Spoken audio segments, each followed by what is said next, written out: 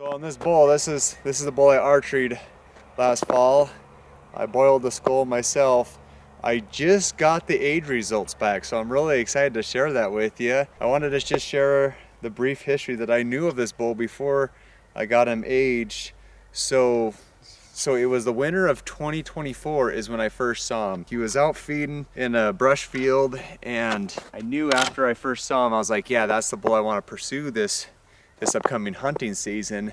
Now, not knowing like another nice bull presented a shot, I'm sure I'd take it, but I knew in the back of my mind I wanted to spend time in that area. So that spring, I actually, as I was spring bear hunting, I actually saw a bull that was grown at velvet, not too far away from that area, and I was pretty confident that that was the same bull I saw in the winter of 2024. And so now that's 2025.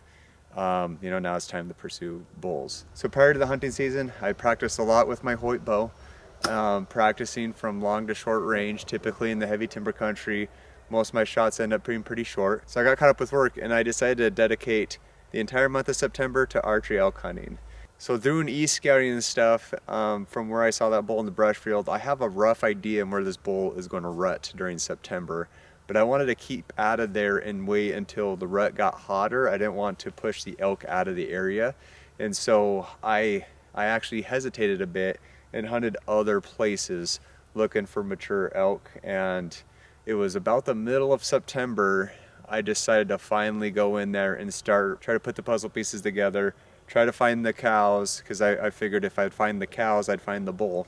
And I was back there. I actually broke my release, so I was back there and I actually got in a fair amount of elk action, but unfortunately I broke my release, and so I was heading off the mountain and I just decided to do just a big loop around the mountain. As I was looking on OnX, I realized this was going to be a long day for me. I think that day in particular, I think I had a total of 16 miles on my OnX tracks, and when I did that loop I came across a very big bull track with a herd of cows, and knowing that my release was not working, I did not want to bugle. I decided to let's just get myself off the mountain, let's get to the nearest town and buy a new archery release, and so that way I can go back to pursuing elk as soon as possible. So unfortunately, when I finally bought my release, I was going to go the next day, but there was a torrential downpour the following day, so I decided to hold out and wait for the next day. And I felt like that was just going to be a good time to hunt elk because it was right after a really big storm, and it should get the animals moving. And so I just kind of moved in. I snuck in kind of like a ninja, I would jokingly, but I moved into the area. I was getting back into that elk sign again, but before I even had a chance to bugle at all, I heard a bull bugling in the dark. Just based on the activity that I saw in there, it looked like there was definitely a big herd bull with a bunch of cows. There is a fair amount of hunting pressure that's in that area, so I needed to play it smart and just do something just a little bit different than most hunters would probably do. I got in there, I got really close to him, just snuck in really close, to the point where I just heard him screaming and I can hear him crashing in the brush. I just threw a couple quick bugles and some raking, and he just fired right in. And I stuck him at 18 yards, and that was it. And it was so awesome when I first stuck him. I had a little bit of service right there, because in the higher elevation, at least in the lower 48, there's a fair amount of places where you can still get a little bit of service there. And so I was able to reach out to everybody, and including my brother in Alaska, who was still hunting moose in Alaska, and I sent him an inReach message saying that I stuck the bull that I saw that winter. And I remember Travis thinking, like, I don't believe it. Like, because we talk, it's just like what you say, you're like, oh, I gotta pursue that bull, in the mountains, and you just like, what are the odds in being able to actually pull that bull back up again, especially in a heavy, thick timber country? It always feels like you're chasing ghosts. So for me to actually call the exact bull that I saw from December, call that bull in and kill it, it's just so cool to be able to actually pursue the actual elk you're after and to harvest it. Obviously with killing a bull of that caliber, I needed help, and so thankfully I was able to, with the OnX map. So with the OnX app, there's there's a feature on there where you're able to send your location to whoever. And that's been a big key thing for us when we're in the backcountry. Back in the day, we'd have to walk off the mountain, you know, set kind of like some ribbons. If you didn't know the exact location and you're afraid of not being able to remember where to get to the elk, we would carry ribbons with us in our packs. And so we'd hang ribbons on the trees on our way out. And then after we packed out the elk, we'd pull the ribbons off as we go. That's what we used to do back in the day. But it was a hassle. You would have to pretty much go pack out the elk the following day.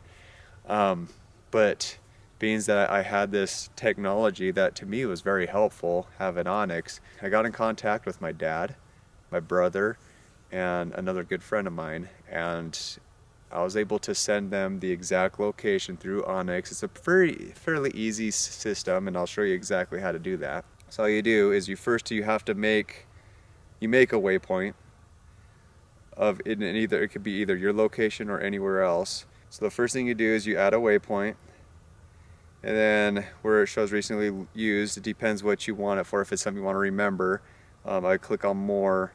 And there's multiple different options. If it's blood, if I'm following a blood trail, click on blood. I did that on the elk as well.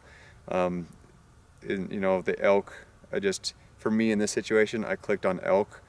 And so that way I knew that's the location of the elk. Or in this case, I already know the location of the elk. I'm sitting at the elk, right? So I had to send it to my family, and it binged right to, and it comes up in a message like this. Obviously Travis was in Alaska at the time, so he couldn't help. So I sent that message out. As soon as I found the bull, I sent the message out to Trevor, Dad, and my friend, and they were all able to come out. I pretty much had all the elk. I had it as I messaged and told them I got the elk. I took my photos, got video, I processed the whole elk, I deboned it and put it all in game bags. And had them hang in, and and I set it under trees to let the meat cool. And then I just ate a sandwich and just waited for everybody to show up. They were able to find a good trail on the way in, so we were able to take that trail off the mountain and pack that elk out with ease. And so we had that elk out. By the end of the day, we were completely off the mountain with all the meat and the rack. So he's such a great bull, and I sent the tooth into Matson Labs. I can tell he was old. So after I did a post online and said, hey, like, this is my bull elk I killed, a couple people reached out and said, hey, I think I was watching that bull on my trail camera. And so I think it was really cool that I had a little history with him, but I wanted to learn more about the history of this bull. And I asked him on a private message, hey, can you send me photos? I would be curious to see if it is. And he did. He sent me photos of a couple years. So this bull, I could tell that this bull wasn't growing anymore. Like he's kind of plateaued. So I knew he was an older bull. And even when he came in, when he walked in, he gave the old bull walk. Like when he walked in, I was just like the demeanor of that bull was old. Seeing the photos that I was getting of that bull was old. Everything said that this was going to be an old bull. And so I took that tooth out, I sent it into Matson Labs this morning. So I was checking my emails and I got the message back, and my bull elk is 11 years old, which is absolutely insane. So I think about this, I'm like, okay, this bull here is 11 years old.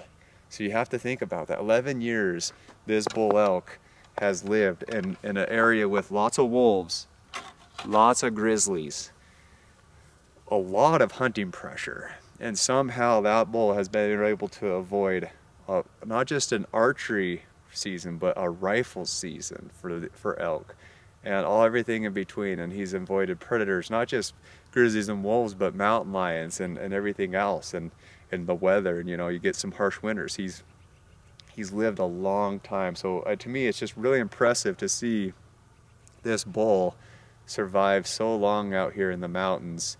And I feel really fortunate to be the one that took him, and I was able to do that with a bow and arrow. So I think that's really special to me.